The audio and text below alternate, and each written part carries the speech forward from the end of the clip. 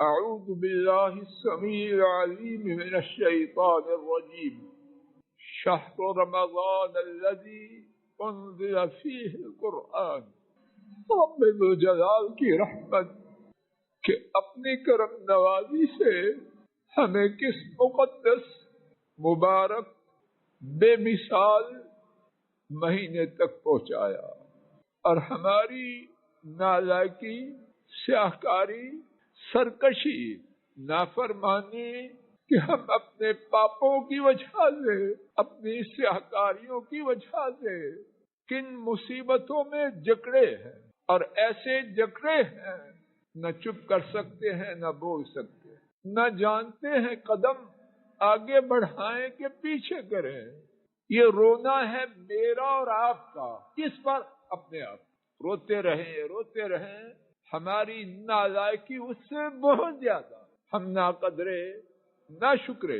رب کی رحمت ہماری نالائکی کے باوجود اپنی رحمت سے کہاں پہنچا رہا۔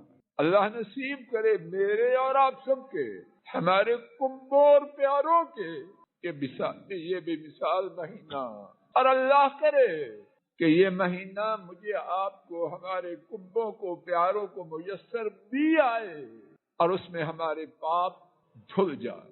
یہ مہینہ کیا ہے اللہ گواہ ہے، میں اس کی عظمت کا حق بیان نہیں کرتا۔ دو چار قطرے۔ پہلا قطرہ سورہ البقرہ آیت شریفہ نمبر 185۔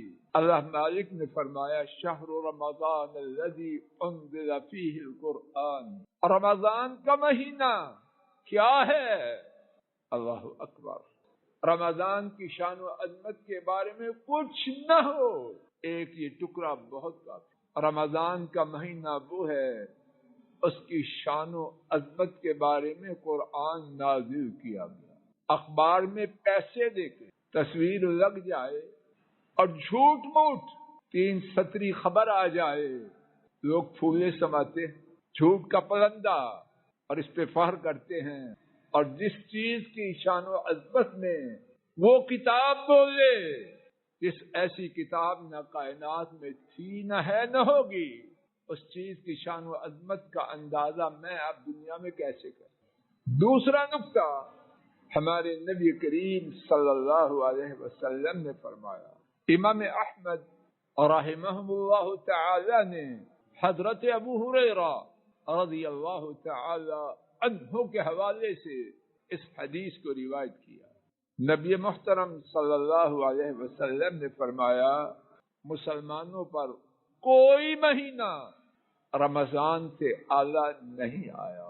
اللہ کی مخلوق میں سے اس سے زیادہ بڑی سچی شہادت دینے والا میرا اور آپ کا ایمان ہے کوئی۔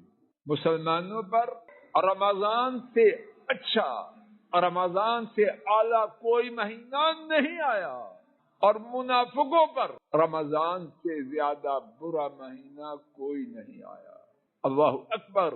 ایک طرف اس حدیث میں رمضان کی شان و عظمت ہے، دوسری بات اس حدیث میں ایک بہت ہی خوفناک بات ہے۔ کیا خوفناک؟ اگر میں اور آپ سب کے لیے بات بغیر استثناء کے، اگر میں آپ اپنے لیے اس مہینے کو بہتر پاتے ہیں تو کون ہے؟ امید ہے ایمان والے۔ اور اگر میں آپ اپنے لیے اس مہینے کو بہتر نہیں پاتے، معاذ اللہ برا پاتے ہیں، تو کون ہے؟ تو کیا مقصد؟ یہ مہینہ کسوٹی ٹھہرا، اہل ایمان اور منافقوں کے درمیان تفریق کر دے گی۔